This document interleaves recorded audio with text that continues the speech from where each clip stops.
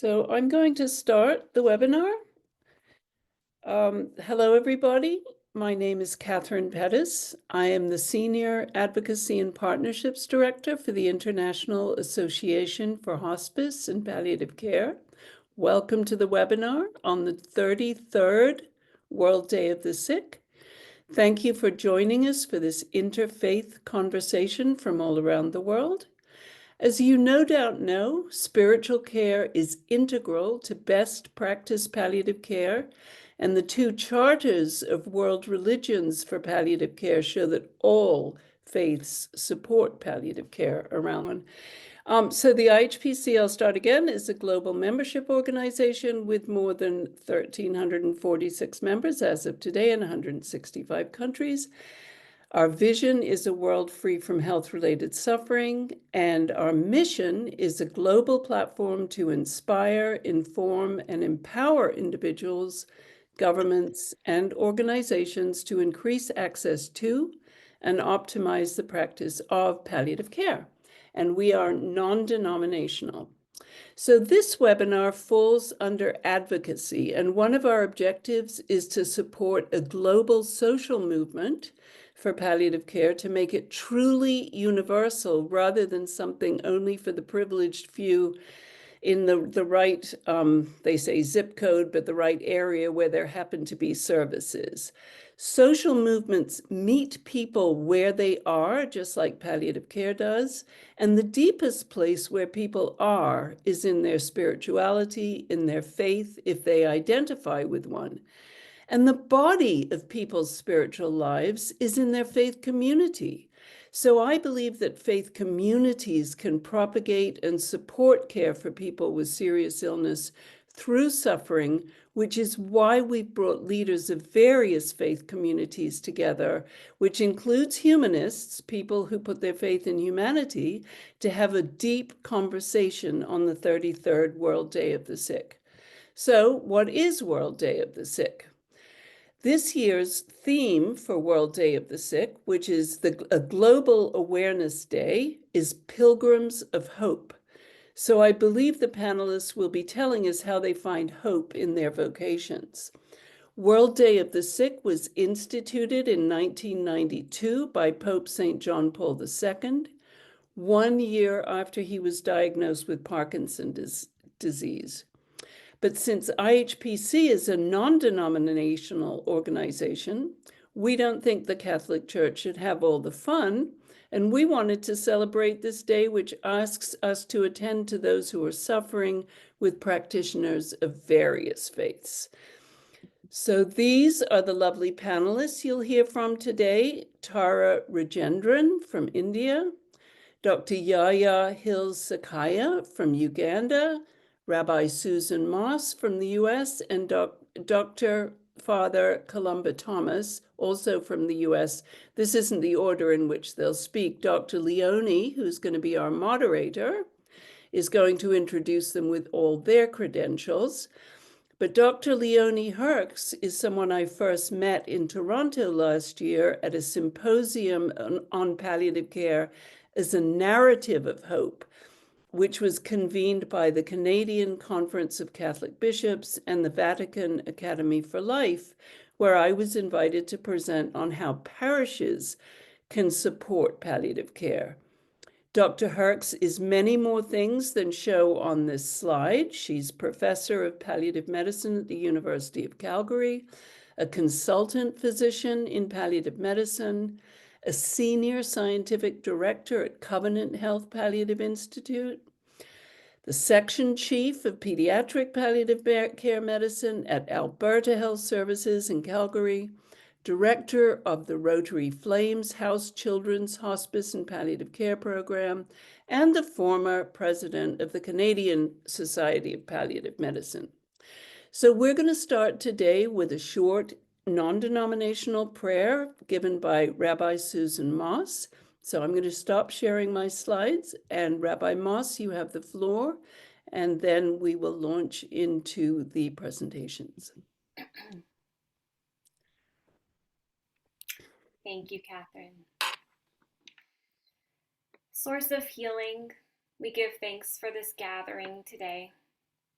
With so much brokenness in our world, we are called to bring wholeness and hope. We recognize the souls of our fellow human beings. We use our gifts, our callings, to lift up the fallen, to clothe the naked, to feed the hungry, to mend rifts in the spirit as we attempt to heal the body. Bless those who have gathered today to share their stories, to learn about healing in new ways, to honor the sick among us and the stories they tell. May we be renewed in our efforts to heal the sick. May our time together yield connection, meaning, and hope, so we will contribute to the healing of our world. Amen. I'll now hand the screen back to our moderator, Dr. Leonie Herx. Thank you, Rabbi Moss. That was a wonderful day to start our webinar. Thank you so much. It's a great honor and privilege to join you today on behalf of the International Association of Hospice and Palliative Care, and to be able to invite and introduce each of our esteemed panelists to share their perspectives on how they bring about hope in the work that they do in countries from across the world. I'd like to start by telling you very briefly about each of our four panelists, and then I will invite each of them in turn to share for a few minutes more about the work that they do before we launch into our discussion time together. So first we have Dr. Tara Rajendran, who is a medical doctor and an award-winning classical Indian instrumentalist, author, two-time TEDx speaker, and a staunch advocate for music therapy. She's currently a doctoral candidate in music at the Annamalai University in Chidambaram, Tamil Nadu.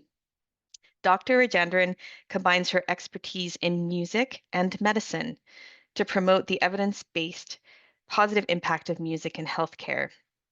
She also founded Oncology in Strings, an advocacy lecture concert program aimed at raising awareness about the significance of clinical research using music-based interventions in medicine. Dr. Rajendran has been providing live music performances and sharing recorded music to support cancer patients and their caregivers. I can't wait to hear more from her. Second, we're going to have Father Columba Thomas, who is a physician and a Dominican friar. His specialization in medicine is internal medicine. He was ordained a priest in May 2023. Prior to entering religious life, he graduated from Yale School of Medicine, completed a primary care residency and chief residency at Yale, and attained board certification in internal medicine. Recently, he edited The Art of Dying, a new annotated translation through the National Catholic Bioethics Center.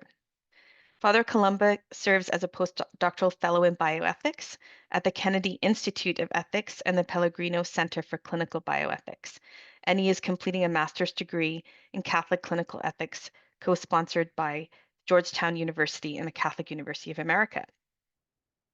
Next, we have Rabbi Moss, who you've just briefly met. Thank you for doing our prayer, Rabbi Moss.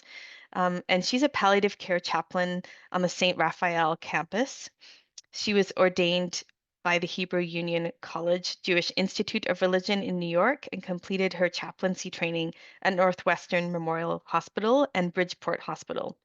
She is board certified through Neshama, the Association of Jewish Chaplains.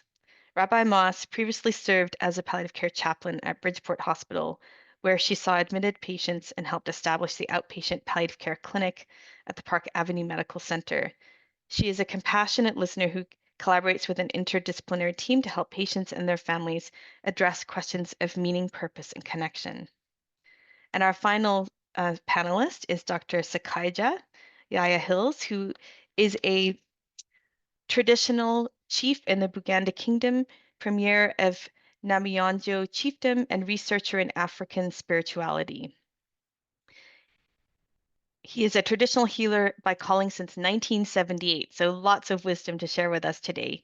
He also holds a variety of very interesting certifications in project planning and management, a diploma in law, a medical degree in dental surgery, a master's of public health, and a PhD in medicine. Dr. Sakaija is the director of Pomitra Uganda and founder of the Sakaija Institute of Traditional Medicine. I would like to invite you as we go through and hear from each of our panelists for you to put questions in the Q&A, and please feel free to introduce yourself so we can learn where you're all from. I'm sure there's people from all around the world in the chat, and we look forward to calling on some of your questions for our panelists as we move into our discussion. So at this time, I would like to invite Dr. Rajendran to tell us more about her work. Tara. Hello, everyone. Thank you, Dr. Leodi, for the wonderful introduction. Thank you, Catherine. My story starts from late 1990s in southwestern India in a remote village. And I saw my grandmother ailing with cancer, getting positively impacted with music. When she listened to music, her anxiety was lowering a bit. Her stress was lowering a bit. And I think my parents, my maternal uncle noticed this positive impact, and he kind of adulated music for that reason. And my grandmother passed away a few months later, and then but music definitely offered her some amount of comfort. And a few months later, my uncle put me into classical music lessons. And I think I was too young to explore music's anxiolytic impact at that tender age. I was just 4 years old. And and then I was performing music as a classical musician separately. But it was in final year med school that I had an opportunity to visit Harvard Medical School and Stanford Cancer Institute as a visiting international medical student, and where I kind of had an exposure into the inculcation of music into healthcare infrastructure and cancer care and palliative care infrastructure. I was fascinated about music's potential in psychosocial issue management, particularly in cancer care. How music is impacting stress and anxiety and cancer-related fatigue and depression and sleep quality and quality of life in general. And there were also randomized controlled trials and systematic reviews and meta-analysis on these randomized controlled trials that that kind of report positive impact of music. And I was so fascinated by that. Also, I was lamenting that why don't we have that in India? India is resource limited in many aspects. However, I think when it comes to music, India, like many other lower and middle income countries, is resource rich. However, it's not instituted yet as an accredited professional therapy. To put into context, the US has it since the last 70 years. So I was lamenting on that. And then that's how my journey into music therapy advocacy began. I'm not a music therapist. I'm a musician separately, a medical doctor separately. And I'm right now a music therapy advocate. And I'm so grateful that I'm here, and so nice to meet everyone. It's such an honor and privilege. Since I'm a musician, I would like to sing a little bit, but I don't have my instrument here, so I'll do the vocals right now.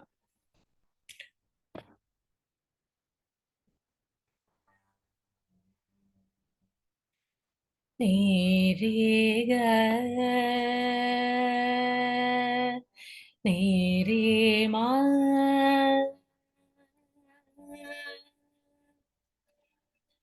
ni re ga ma pa ni sa ni da pa ma pa sa ni da pa ma pa da ma pa ma ga. Ni re ni sa re sa ga sa ma pa da ma pa ni da sa ni re sa ni da pa ma pa ma ga re. sa ni dha ni re sa. मैं बारी बारी जाऊंगी प्रीतम प्यारे, मैं बारी बारी जाऊंगी प्रीतम प्यारे, कब आओगे मोरे मंदरवा, कब आओगे मोरे मंदरवा, मैं बारी बारी जाऊंगी प्रीतम प्यारे, फूल बन सेज सवारूंगी वादिन, फूल बन सेज सवारूंगी वादिन, प्रेम पिया जब मोरे घर आईला, प्राण पिया जब मोरे घर आईला, गर डारूंगी मोतियन की हारवा, कर डारूंगी मोतियन की हारवा, मैं बारी बारी जाऊंगी, मैं बारी बारी जाऊंगी, मैं बारी बारी जाऊंगी प्रीतम प्यारे. Thank you.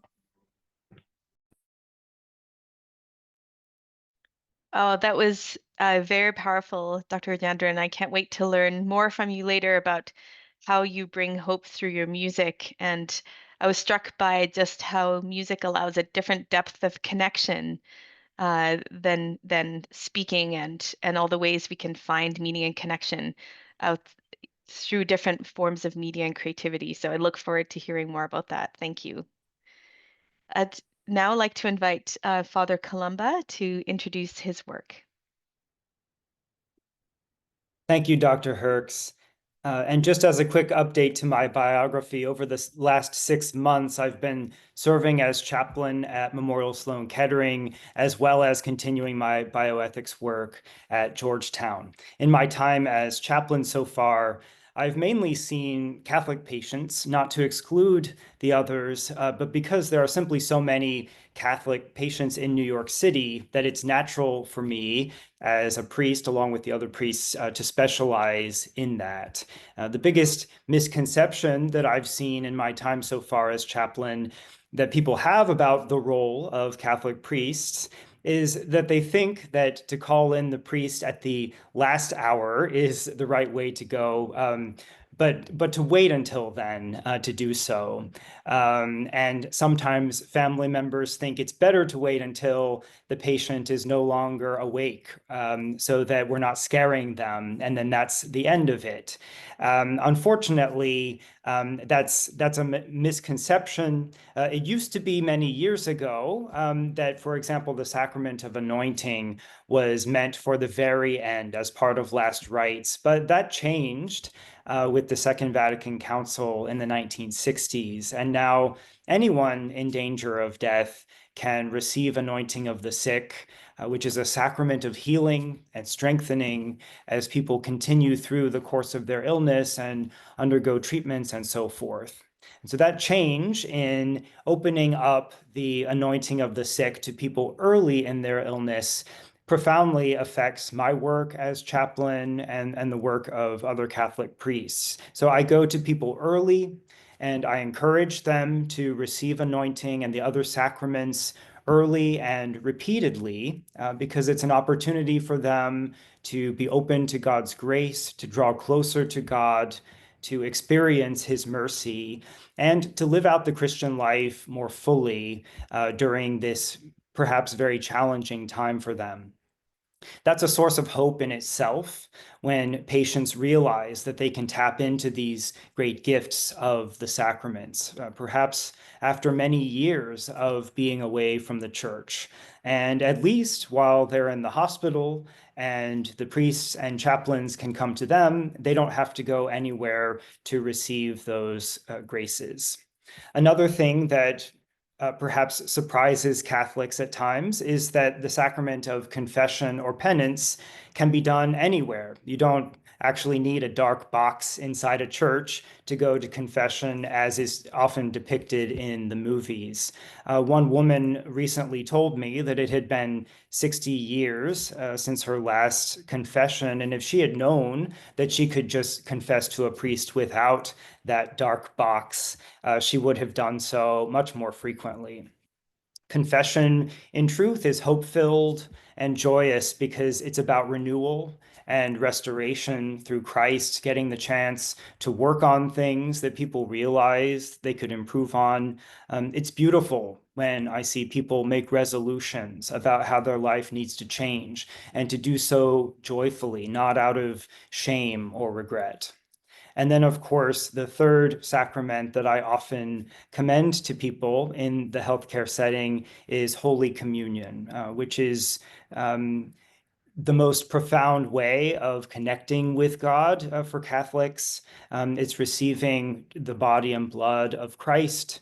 And my role as the chaplain is to help patients prepare to receive communion well, through giving them the other sacraments, through helping them with prayer and recollection, so that they can be open to the experience of God in that sacrament. And I'll close with a quote from my patron saint, Blessed Columba Marmion, who was a Benedictine from the early 20th century. This is such a hope-filled view of spirituality, in my opinion, and this could be of help to anyone who is open to a loving and merciful God, regardless of their faith background. This is what Blessed Columba Marmion writes: God's mercy is infinite, like God himself.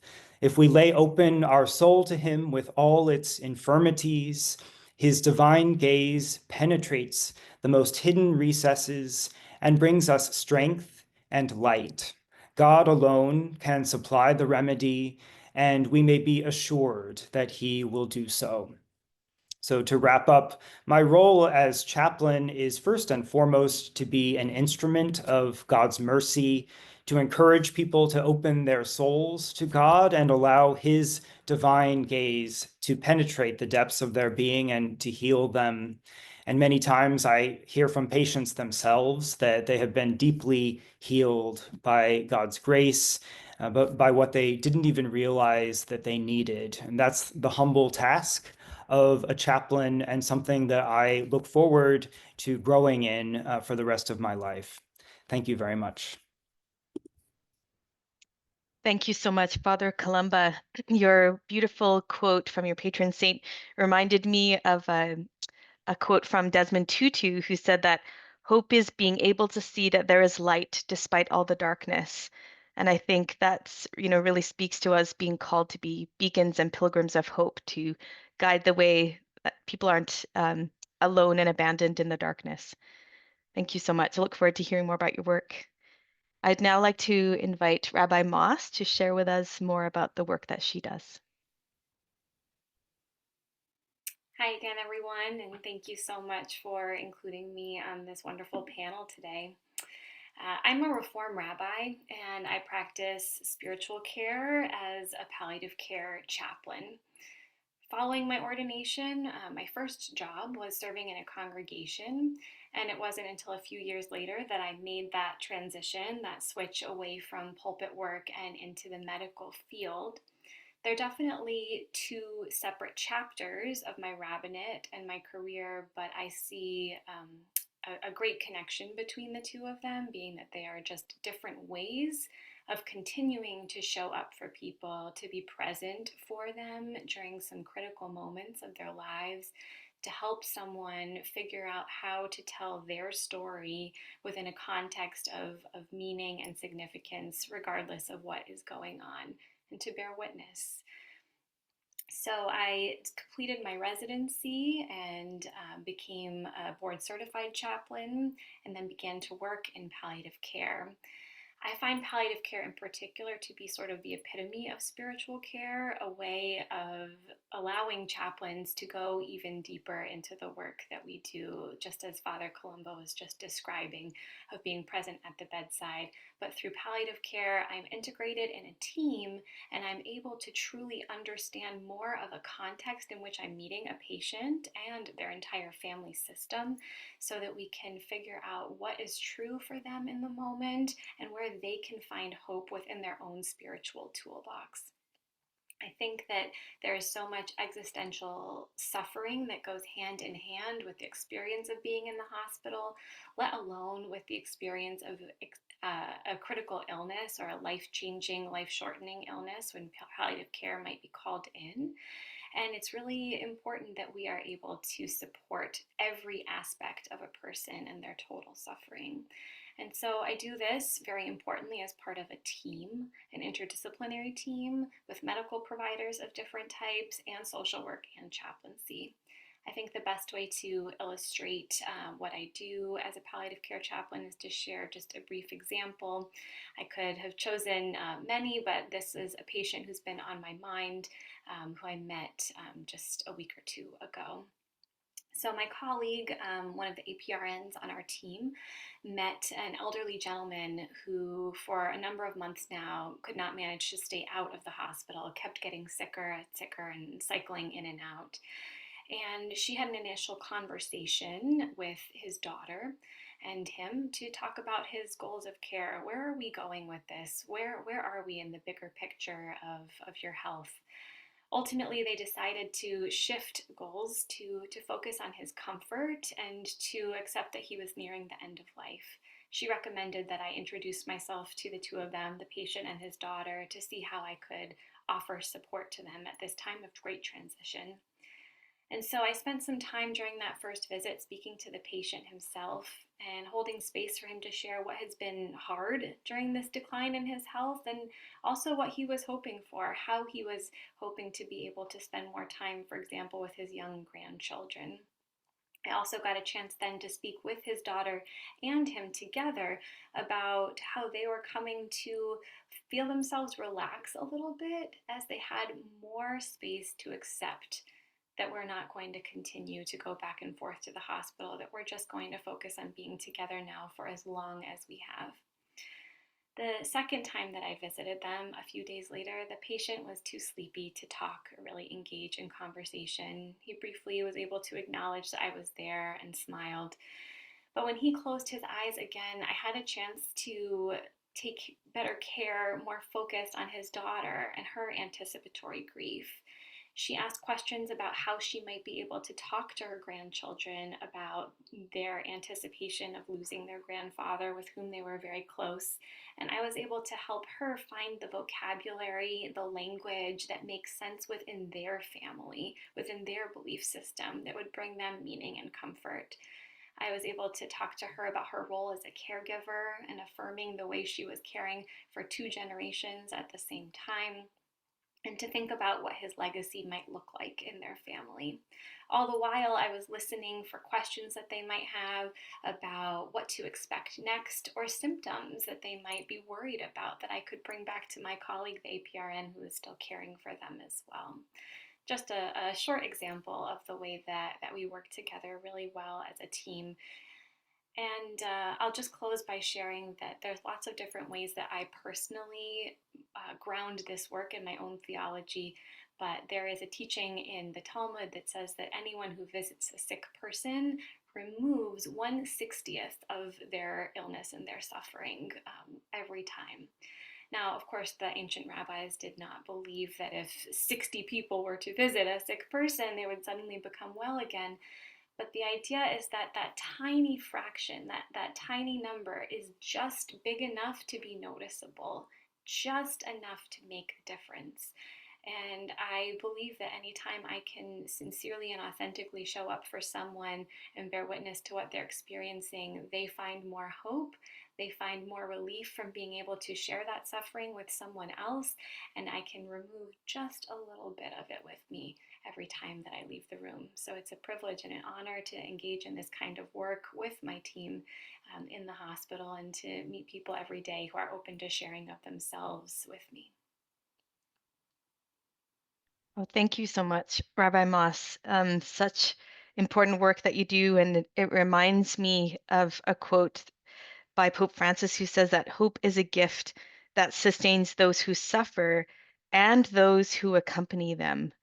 And I think that, your description of how the family was provided support as well through your work, and also you as a healthcare professional, and I think our community members, when we come alongside and accompany people as pilgrims of hope, we are also gifted and given sustenance for our journey. So that really struck me as you're describing some of that example. Thank you. All right, and now I would like to invite Dr. Sakaija to share with us about his work in traditional medicine.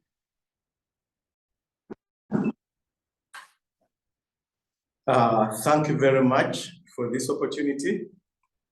And I'm very excited about this. My journey started way back before 1978, when I had a gift to heal when I was still a child. I could see people and I could offer help and hope, but I was not aware of what I was doing because I was a child. But those I gave services to appreciated and even contacted my parents for more services. Then around 1978, I could get a lot of ancestral communications. I could hear voices and see visions. I was considered to be mentally ill, and I was taken to a mental hospital in Butavika Hospital. But actually, through different means, I nurtured my ancestral communications. And later, I came back. I went to medical school. I went to school, primary 7. Then I went through the secondary to medical school. I enrolled in dental surgery. But during that process, I could see that the way we were being trained in medical school was different from the way I was earning my knowings. So I appreciated the different ways of knowing. I had one in medical school, and possibly I had another way of knowing, which later I nurtured after medical school with traditional healers. I went into apprenticeship with different healers. Then later, I joined an organization called Theta. We had a lot of HIV/AIDS during that time. So we were symptomatically managing HIV/AIDS using traditional medicines. And I had a lot of success of that. I later was invited by Hospice Uganda to see what kind of therapeutic herbal medicines I had, and if I could train some of the people at Hospice Uganda and some staff in the use of traditional medicines. And at this moment, I would like to take the opportunity to really thank Merriman and Chiwanuka Rose. By then, they were working with the Hospice Uganda before Palliative Care Association of Uganda was established. And these people helped me and helped the patient who opted for traditional or alternative ways of symptom management. And during that time, I really came to appreciate that many people were being relieved by traditional medicines. And we had a course on introduction on traditional medicines given to palliative people attending palliative care courses. Then thereafter, I got interested in the responses palliative care patients were having with the traditional approaches. Then I went for my master's in public health, and my focus was mainly on why people opt for traditional medicines, those people under palliative care and Hospice Uganda. So These people allowed me the opportunity to interview the patients, and that success allowed me to really see that traditional medicine was very important, but we didn't have a proper legal framework for traditional medicine in the country because generally it was illegal to practice traditional medicine. Thereafter, I went to law and did a diploma in law to see how legal framework for traditional medicine can be achieved. Finally, I served on the National Drug Authority, and during my tenure, we had the law passed by the president, the Traditional and Complementary Medicine Act. So thereafter, I went for my PhD. Still, I was looking at the philosophical basis of traditional healthcare. And I would like to end by that the philosophical basis of traditional healthcare is quite different from the philosophical basis of Western medicine, where we are looking at the active compounds to manage the disease. But here we are looking at biopsychosocial interventions to help patients alleviate pain and provide more hope. I will end there for now. Thank you very much. Thank you so much, Dr. Sakaja. So many interesting things to talk about around illness and disease, and I feel I have so much to learn from you in your approach to that. And I hope it's okay now if we move into the questions and discussions. If you could leave your camera on, Dr. Sakaja, I'm going to start with a question for you. And I'll invite all of our panelists at this time to please put their cameras on. And I would really like for this to be a more interactive part of our webinar. And I have some questions for each of you, and then I'll bring in some questions from our participants in the webinar as we go along. So I would love for you, Dr. Sakaja, to tell us a little bit more about how you differentiate between illness and disease, and how you address spiritual distress in your practice in traditional medicine.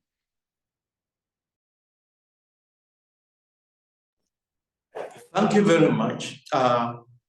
In our traditional sense, you see, health is contextualized, put in the context of our cultural framework. Within Uganda, the cultural framework distinguishes between disease and illness, where disease really affects the hardware, the body, its organs and systems and cells, and their physiological functions, while illness affects the software of the human being. Illness affects the brain, affects the soul, the spirit, and the morals. And all those aspects of the spirit, soul, and morals, we have no diagnostic measures. We don't have diagnostic measures in Western medicine to see how illness, because those are part of illnesses. Anything that damages the soul, the spirit, will manifest in the physiological body. But how to tackle it will not need a medicine. So the root causes are different. For illness, the root causes could be ancestral spirits, cultural issues. It could even be witchcraft. And in Western medicine, as you know, we don't have ways to establish things caused by witchcraft or ancestral spirits or ancestral connectivities. So in the management process, in Western medicine, yes, we give biomedicines, medicines with bioactive ingredients.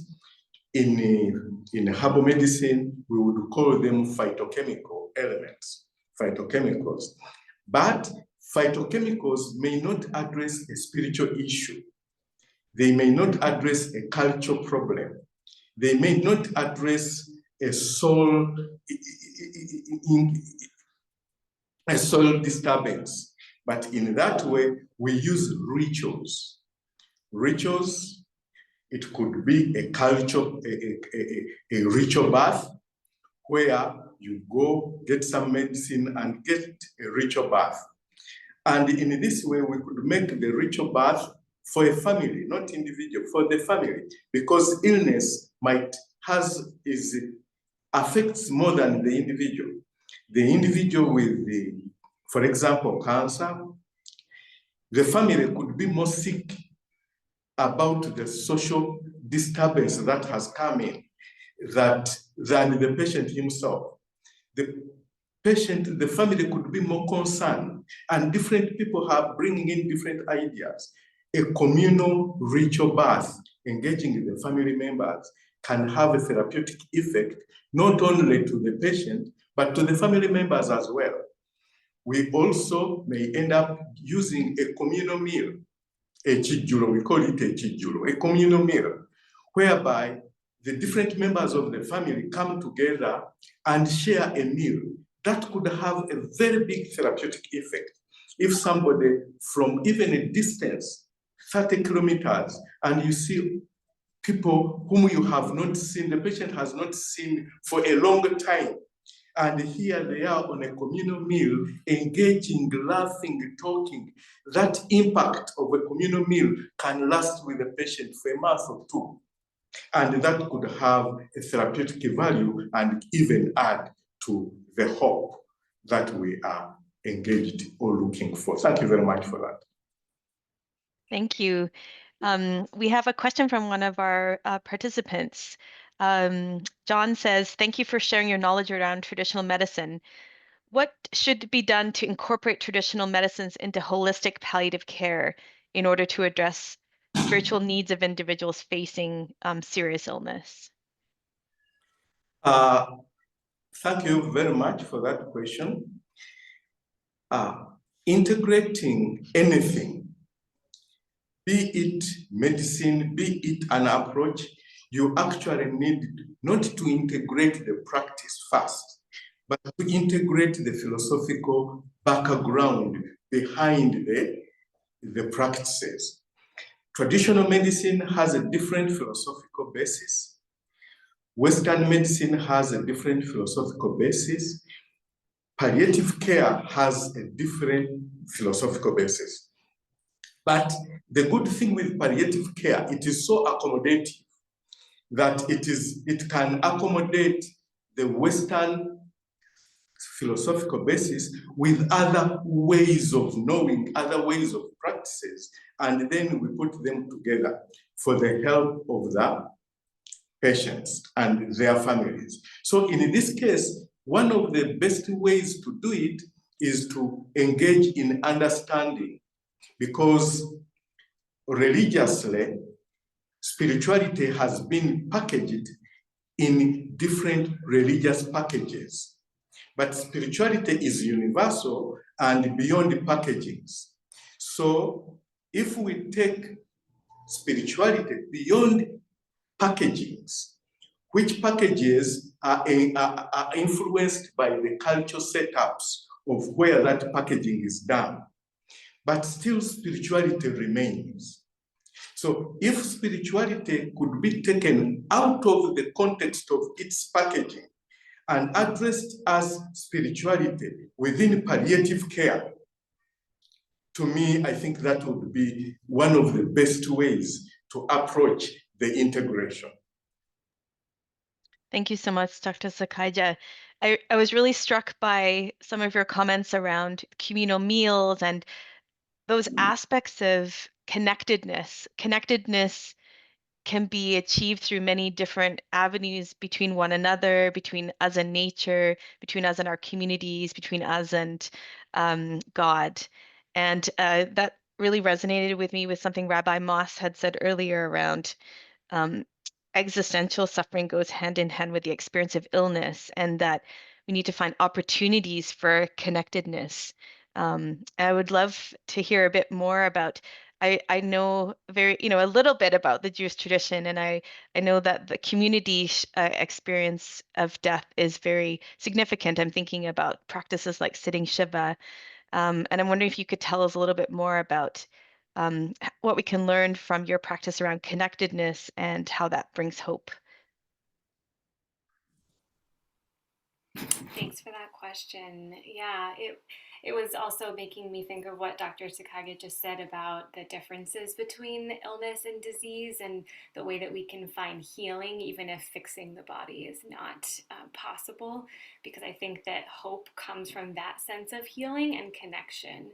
The experience of being in the hospital can be so deeply isolating, and the experience of just being in a room alone, maybe even not well enough in the bed to even move your own body around, let alone to reach for a phone and feel connected to someone who knows you, who loves you, I think is maybe one of the scariest parts of the illness that we experience with people.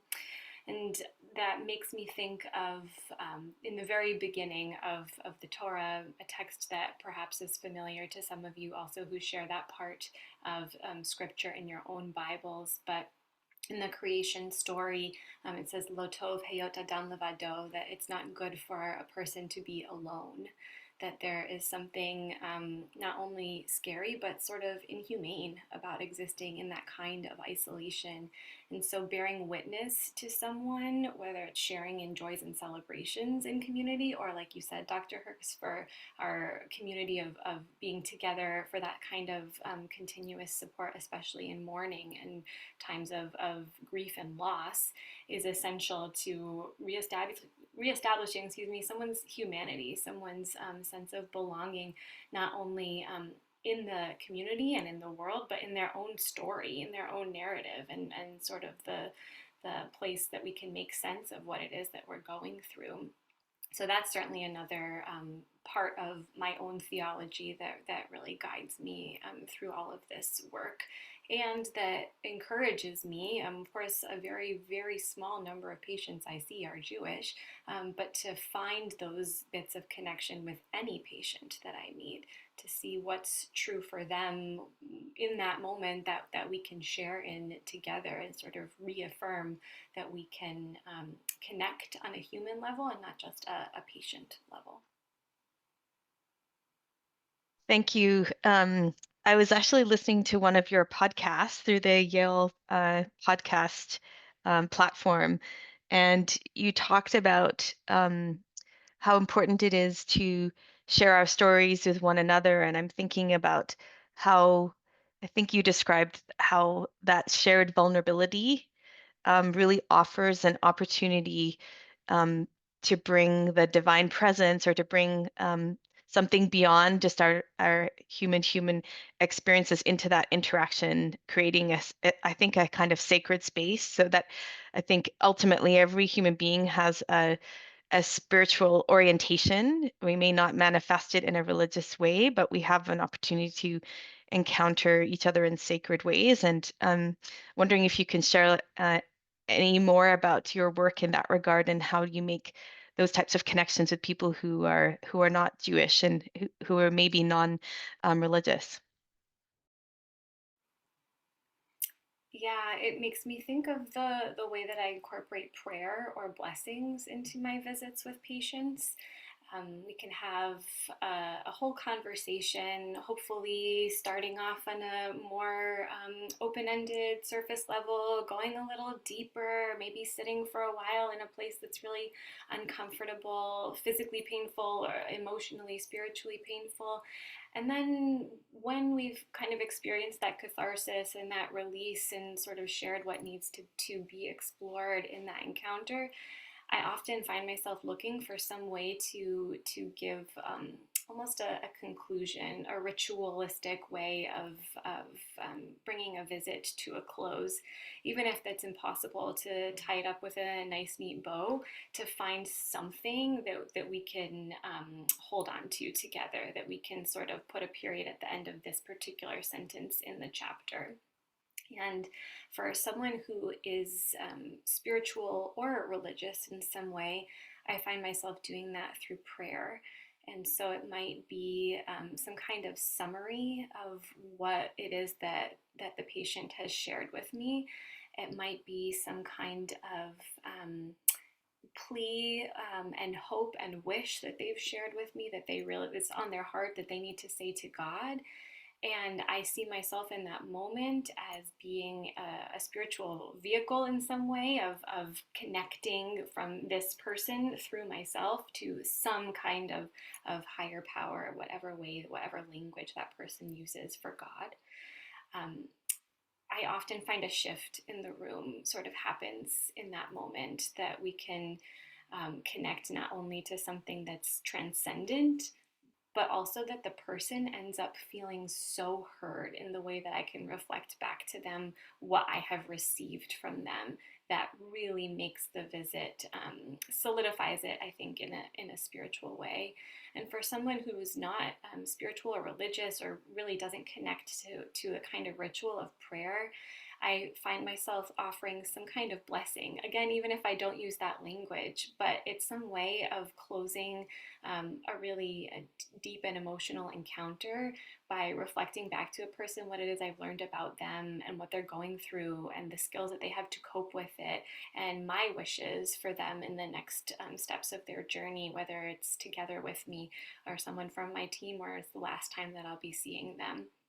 So bringing it into a wider spiritual context helps, I think, both of us sort of process what we have shared together. It elevates what could be a mundane conversation into something sacred and holy. And it just, once again, helps solidify for a patient that their narrative is still being written, that they are being heard and seen for who they are, regardless of what they're going through. Thank you. I mean, that's the hallmark of palliative care. I think about Cicely Saunders', famous mantra that you matter. I think that what you're describing and what you're doing in your practice is really wrapping someone, coming around someone and saying, you matter, we've got you, you're not alone, we hold you in this space. And so powerful. Thank you.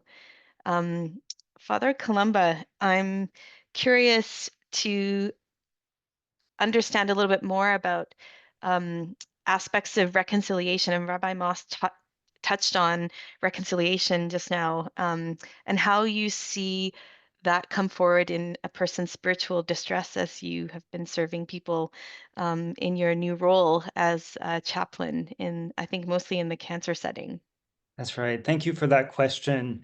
In my experience, most patients they don't consciously see a correlation between the need for reconciliation and their suffering and their need for healing. But actually, I think it's a very strong element in the Christian tradition that there is a lot of overlap between those two things, and the experience of suffering and illness can bring people to realize how much they need God, how much they need God's mercy. Obviously, there's not a one-to-one correlation between our relationship with God and the illnesses and so forth that we experience in life, but there is an overlap in those experiences. And so the setting of illness becomes an opportunity for people to think about those bigger questions, to think about reconciliation with God as a way of healing.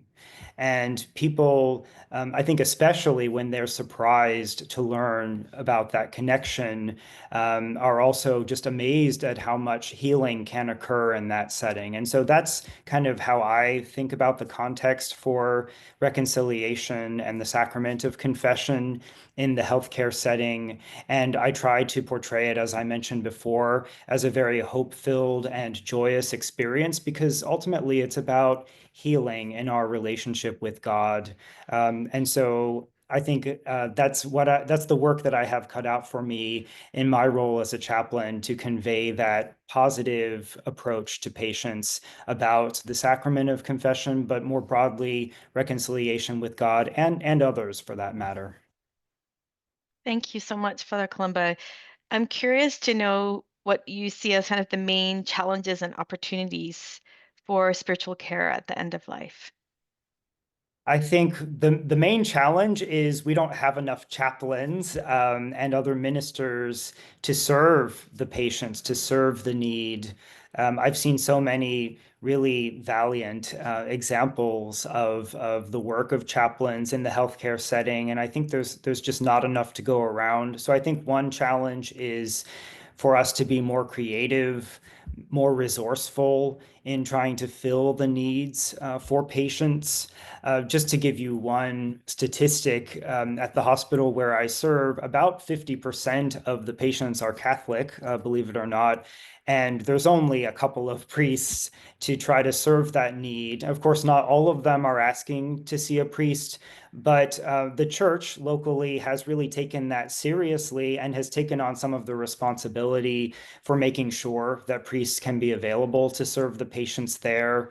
And so I think it's important for the local religious communities to put some effort into and to be thoughtful about how we can serve the needs of patients. So many of the people that I see in the hospital are not registered in a parish. They don't necessarily have a religious community to reach out to in times of need.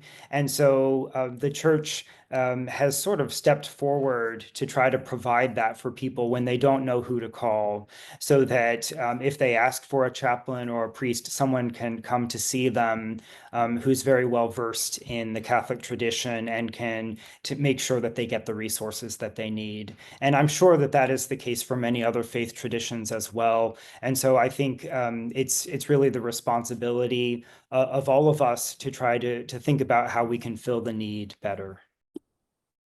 Thank you. I think your last point is so poignant that we really need our communities to come together and be present and accompany each other through our journeys of serious illness, through our pilgrimage of life, and to be that light for one another, and in that be pilgrims of hope for one another.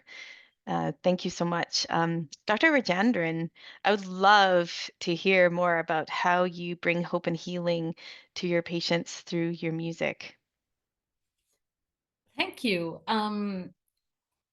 I guess music, I think I would talk about the evidences first, because we have several randomized controlled trials, which is the gold standard of medical research design when it comes to interventions. And they say, and it's a quantitative measurement, that music is positively impacting patients and palliative care patients as well as cancer patients. In like music kind of improves the quality of life. Music improves the sleep quality. Music reduces stress, and music kind of has a positive impact in pain and fatigue as well, and also in cancer related depression as well. So and also, so this is when it comes to evidences, but I've also seen patients saying that when they listen to music, that I can quote this quote from one a patient, where I was performing, I was playing a piece of music, and then at the end of the recital, this patient was saying that, what, today morning I had visited the clinic, and I had something like, it's kind of like relapse or something had happened. There was kind of like that kind of a notion from my doctor, and I was so anxious, and I came back home, and then I logged into the Zoom call and I listened to your music, and I feel like 60% of my anxiety is gone. And I think that was such a moment for me to obviously this time I'm connecting with patients as a musician and not as a doctor. And I think that kind of feedback, how that kind of small intervention is having on the patients, is it's really, really amazing. And yeah, and I just hope for a lot of countries, including India and Africa and many low and middle income countries as well, who are like rich in musical cultures. And I hope these countries institute music therapy as a professional service, so that a lot of patients and their quality of life gets improved. Yeah. Thank you so much. I see music as such a powerful connection tool, even when people are no longer able to speak, or take care of people with a significant cognitive impairment or even delirium, right? There's still something about tapping into that right brain, I think, right? And yeah, go ahead. Yeah, I mean, it's just, yes, it's also tapping into the right part, and also music is interpreted in different parts of the brain, and it's not just one single center, and that's the beauty of its impact, because this particular aspect, that so when you are playing music or reading the sheet music, your eyes are also the that part is also kind of having, so it's kind of like there's an activity in that area as well. So when you are tapping your feet or snapping your fingers with the rhythm, so all of that is having, so the point is that all of this is kind of relevant when it comes to neurological music therapy, where you are utilizing this for instance, stroke rehabilitation. So yeah, I think I'm just going like this, deviating from the topic, but yeah, that's it. Like, yeah, music No, is it activating so many centers. Yeah. yeah, I kind of think it's a form of EMDR. Like it's a, like you think that's what it does. It taps into both parts of the brain at the same time. We could have a whole webinar on that. Yeah, so wonderful. Absolutely. Yeah, so wonderful. Thank you so much, and I'll just continue the conversation, and I'm sure we'll come back to music shortly. There was a comment, I'm just trying to find it, from one of our participants, from I think it was Kathy Inglis, who was talking about nature and the connectedness. And I think like music and art and creativity and prayer, those things kind of tap into that right left part of the brain and allow us to experience a different part of ourselves that if we're thinking really rationally all the time, it makes it really challenging. I would love to hear from you, Dr. Sakaija, about how you might use music or other traditional cultural kind of creative practices to provide healing in your practice. Oh, you're still on mute. Yes, thank you very much. Music has different roles it plays with us in our system, but one of the significant role is about ancestral connectivity. In Africa, we feel we have, you see, this interconnectedness, we have the vertical and the horizontal connectivities. And music plays a role in both the vertical and horizontal connectivity. And most important in that aspect is because we are aware that if I died today and I'm a palliative care patient, I'm turning into an ancestor. So communicating with the ancestors now becomes very relevant. And the ancestors to us, communicate us with us, even on good notes. They give us dreams, they give us an interpretation of the dreams and visions. And these dreams, some are therapeutic, where actually you dream of your ancestor when you are singing. At night, you dream of your ancestor taking you to a stream of water to bathe. When you visit me and you say, no, I dreamt I was bathing on the river, I just know. And I arrange, we go and you bathe at the river. The relief you get is actually immense. And while we are doing that, we invoke ancestral spirits through more music. And there we see that connectivity, we are connected to nature, we are connected to our people in the family, we are connected to people in the past. So connectivity is transgenerational. And that transgenerational aspect of connectivity is enhanced with singing. Thank you very much. Beautiful. Thank you so much for that. There was a question from one of our participants, and I think we've all said yes to this, but I'll ask it anyway. Do you agree with the integration of traditional and modern medicine in palliative care for providing comfort and peace with mitigating total pain, including spiritual and psychosocial. And I feel like you've all been speaking to us about that. But if anyone wants to add a response, I'd invite you to. Is that addressed to me? Go, if you would like to address it, sure, Dr. Sakaija. No, I have not understood the question. Just do you agree with the integration of traditional and modern medicine and palliative care for addressing total pain and total suffering, which we've talked a lot about today? And I think you've just described how that's essential in the practice that you do, is this integration of both traditional and modern aspects of medicine and palliative care. To me, I think we might as well need to define what we mean by integration, because some aspect is allowing the two to go together. If they have different philosophies, but giving time for each of them to take place, or at times where the two can support each other.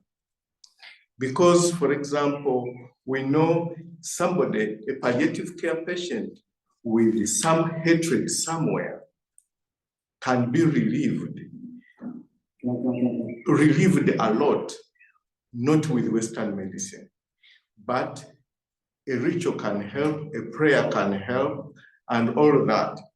But again, if the practitioners have a window of understanding the values of each to the patient, that would be very, very important. Other than saying the time for the priest has come, the doctor goes away, and the priest interacts with the patient. It is very important for the doctor to be around when the priest is interacting with the patient. Because within that interaction, even the doctor is engaging but you see, that is what we have as bioelectromagnetic fields. The interaction of the bioelectromagnetic field of the doctor, the patient, and the priest or any other person and the family members could have a very supportive element. It is not just additive, it is, but either way, it can also be negative. So if there are some people with greater understanding, somebody can enter the room and you find that actually the patient's mood has gone down. And it would be better for that person to go away. Suppose it is me, the healer. I would understand that actually, I think it is wrong timing. Our bioenergies have not summed up. I would rather leave to give the patient better. So there are many aspects that at least as practitioners, whichever the field you are in, to accommodate each other for the benefit of the patient. Thank you very much. Thank you. Yes, I think that speaks very well to us to be very intentional about how we're entering the space that we come into with a person in their family when they're experiencing serious illness, and be aware of what we're bringing into that opportunity for connection as well, and how influential that can be, both positive and negative. And I see Father Columba wants to jump in. I know he's got experience as both being a physician and a priest at the same time. Thank you. That's actually one of the reasons I wanted to follow up with Dr. Sakai's comment, and actually to probe a little bit, because I actually trained in Uganda for a couple of months when I was a medical student and then a resident in internal medicine. And I am well aware that Western medicine has quite a foothold in Uganda, in addition to the other practices such as traditional healing practices. And one question I have for Dr. Sakaya is, do you feel that you can dialogue with Western physicians and perhaps collaborate, coordinate the care so that it's integrated, that there's not competing plans, to make sure that the medications that may be used are not really at odds with each other and that are safe for patients? So I'm wondering what your experience has been with the Western medical practitioners in your country. Now, as a medical practitioner, I will begin as a medical practitioner. First of all, dialogue is very possible, but we need to level the grounds first. When you are a healer like I am, and I interact with you, a medical doctor, the tendency is for you to teach me, not to listen to me.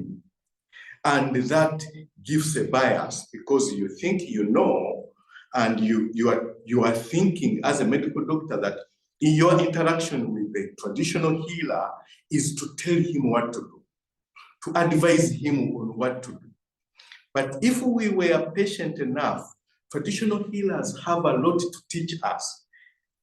Our knowledge is acquired. Theirs is inborn. They are gifted into it. So if there is a way for dialogue to take place, the pride of the doctors has to be controlled by themselves, to listen more about the other medical traditions, because here we are, we have different medical traditions. And indeed, the different medical traditions are embedded in different cultures. But here comes that where we think evidence-based medicines is the only way to go. But the evidence-based medicines has no parameters to measure love, to measure energy in the patient, to measure hate, to measure depression, to measure anxiety. All those cannot be measured. But a healer with his gift can easily gauge that this is depression. And they have different medical traditions to address the depression or anxiety. But the pride of the medical doctor and his training does not give them time to reflect and keep low and listen to other ways of knowing. They close it off. In that aspect, dialogue is not easy. But all I know, traditional healers are willing to dialogue because they know doctors have a lot to offer, but they don't have everything to offer. Thank you very much. Thank you. Dr. Rajendran, I'm curious if you have any insights to share on integrating traditional medical practices with your practices in oncology, and if there's any experience you have from India in that. Actually, not personally, but I've been hearing a lot about the integration of traditional Indian medicine, which is the Ayurveda, and also in a complementary and alternative medicine, yoga. I've been hearing a lot about that.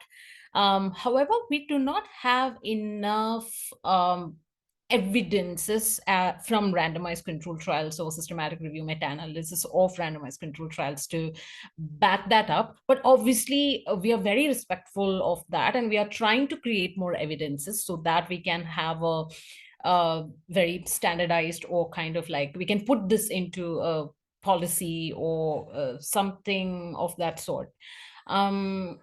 But again, the same these things are kind of like very respectfully put out in NIH, NCCIH, National Complementary and Integrative Health, NCCIH wing of NIH, and they have written a lot about yoga and Ayurveda as well. But from what I know now, we don't have enough evidences as of now to strongly recommend a lot of the practices that we do. But some of it, like integrating, I guess, I think it's wrong of me to say something like random, but there are a couple of practices where we have like a couple of randomized control trials that NCCIH is actually supporting and backing. But I hope more of these, we create more evidences so that we can recommend that to our patients. Yeah. Thanks. I'm curious to know from each of you, actually, maybe I'll start with you, Dr. Rajendran, how do you how do you think about hope in your work? Like, what does that mean to you, and how do you generate and cultivate that in your work with your patients? That's an excellent question. But I guess when patients listen to me, there was a recent article, and also people are recently advocating a lot for the integration of patient preferred music. The reason for that is the patients finding hope in a particular music that is very personal and that's very individualistic, and that's why this whole aspect of patient preferred music came into existence. And yeah, I guess music is kind of integrated very much into the autobiographical memories, and one music that gives hope to one patient is very different from the other patient. So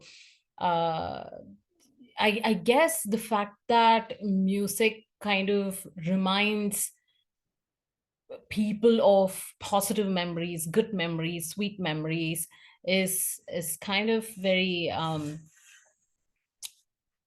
to me, I think it's very important that at times of suffering that we we stay positive, we stay hopeful, and I'm really happy that, and I'm yeah, I think music is kind of providing and that anchor, that support, and that kind of like providing like a torch to hope. It's kind of I guess that's my way of thinking.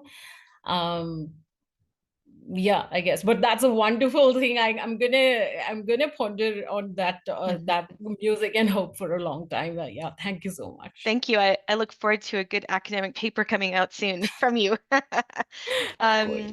Rabbi Moss, I would love to hear your reflections on that as well. How do you cultivate and generate hope in your work, both for you and your patients and families?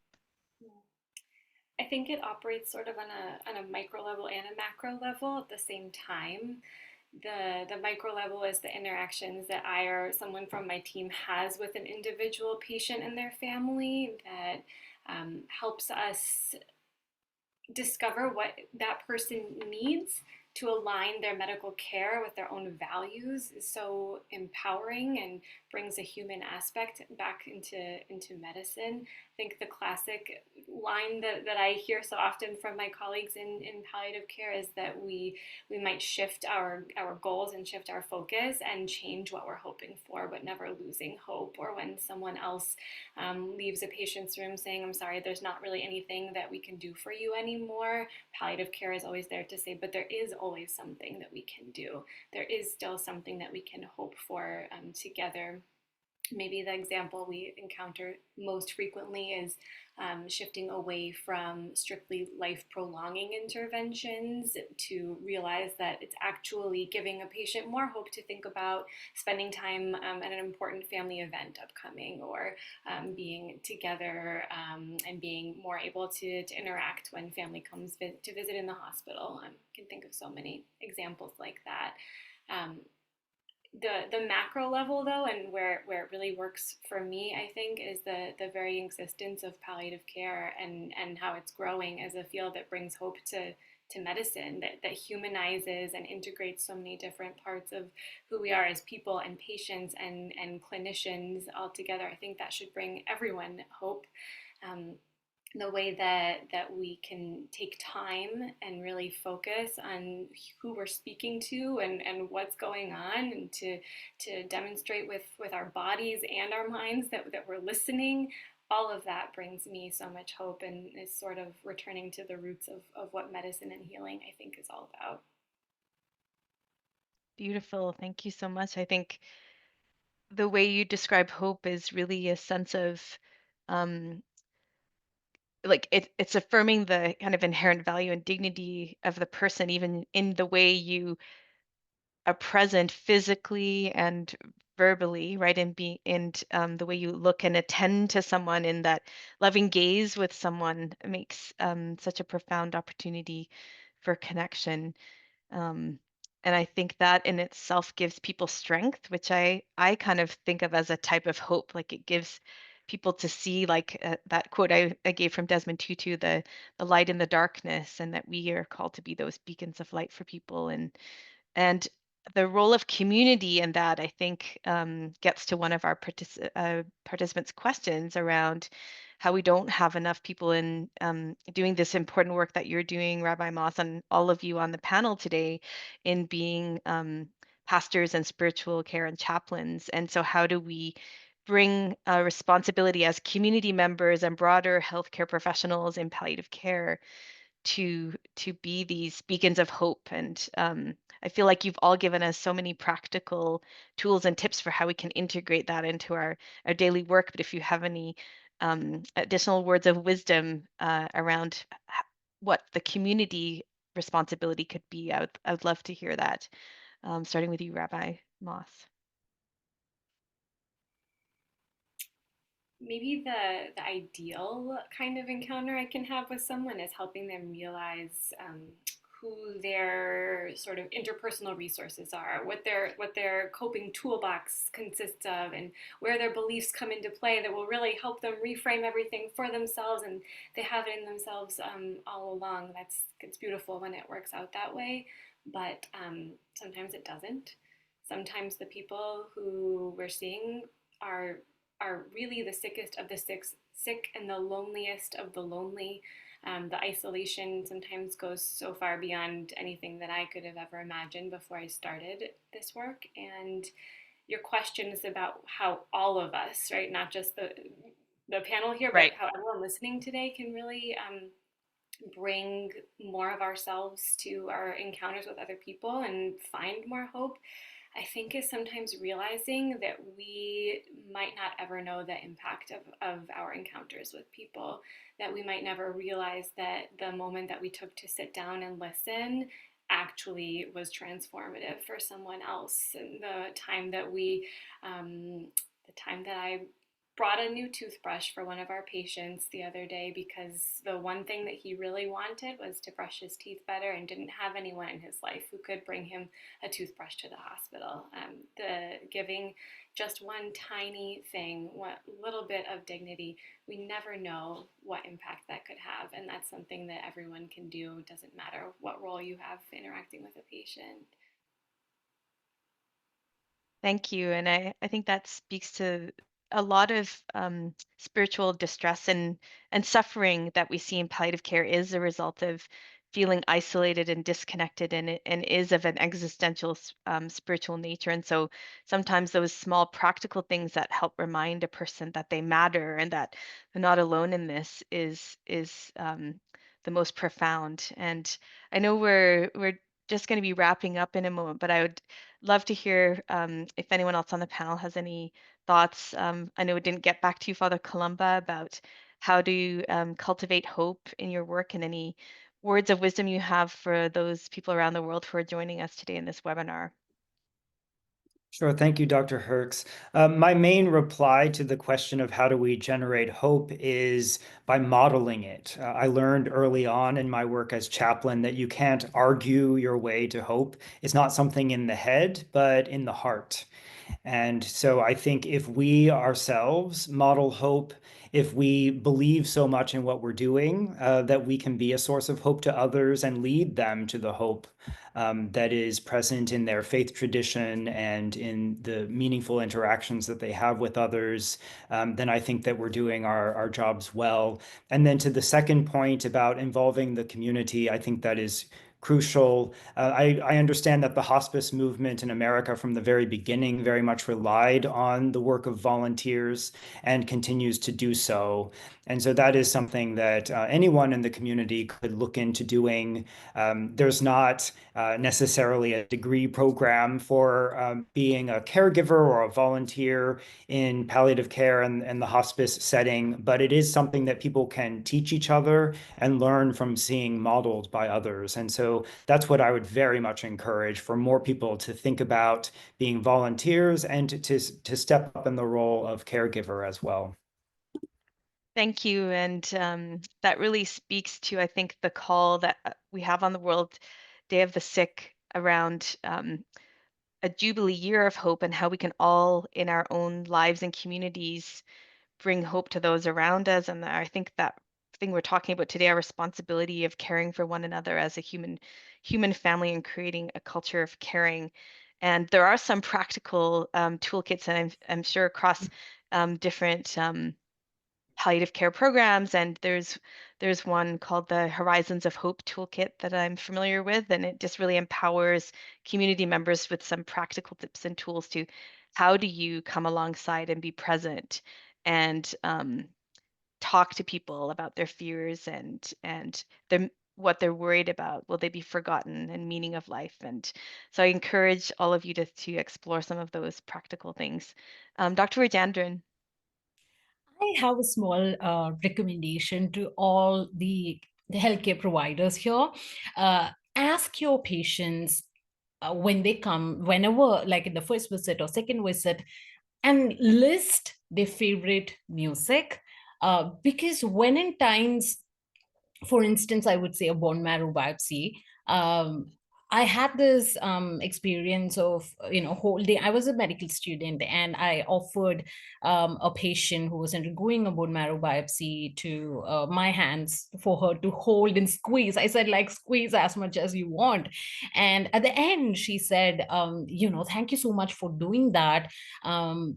And I said, sorry, my hands are super sweaty, I'm really sorry. And she said, no, you were there for me, that really mattered. So I guess playing music in a way is similar to holding hands. It's a small intervention. It does not have any side effects. It's a very, very simple intervention, but it might elevate the morals of people, and you never know what kind of positive impact it's going to bring. So jot down your patient's favorite music, and so that much later, whenever they are in need, and in particularly like in COVID, where there was isolation care, in those situations where they are away from a family member, where they cannot hold hands, this music that you jotted down on your notepad might be of help. So I'll do that. I'll recommend that to all practitioners, and to patients and caregivers, I would say, please, I encourage all of you to listen to music at least as often as you can, like at least 10 Thank minutes a you. day. Yeah. Thank you so much. There's so much more we could talk about. I'm so grateful to each and every one of you panelists for being such an inspiration to all of us in the work that you do. And I encourage everyone on the webinar to go and look up all of our panelists and learn more. There's so much amazing work they've been doing that can continue to inspire and sustain you to bring hope to your patients and families and communities. And with that, I will hand it back over to Catherine to close us off on our thoughtfulness around how we can be pilgrims of hope. Thank you. Thank you, Leonie, and thank you to these wonderful panelists. Also, I feel like it's been much too short. That hour and a half has just flown by, that we've really been on holy ground. Talk about being interconnected. It's been really extraordinary, the discussions on interconnectivity through the spirit. And speaking about connectivity, if you could just stay connected for a few minutes after I end the webinar so you can take our survey and give us some feedback, not just about how you felt about the webinar and the panelists, but also some ideas, some of which came up in the chat, about future webinars that we can have, about conversations that maybe you're not able to have in other places, that maybe we could have as a global organization. So please stay for the survey. Check out our website at IAHPC.org. And you can sign up for our free communications, or you can join us as a member, institutional member or individual member, because we've got lots of courses coming up for our members. We have a nursing course coming up and another course coming up later in the year. And we're trying to have these advocacy webinars, if not every month, every few months. So there's a lot going on, and there's, as you heard from most of the panelists, there's a lot of need to convert the rest of the world to palliative care, which is why we are trying to build a global social movement. So thank you again, everybody, for joining us. It was really wonderful, and I feel like a pilgrim of hope today, really heartened. So I'm going to end this webinar, and I look forward to seeing all of you online another time, but please stay on for the survey. Goodbye, Leonie. Goodbye, Tara and Rabbi Susan and Father Thomas and Dr. Sakagia.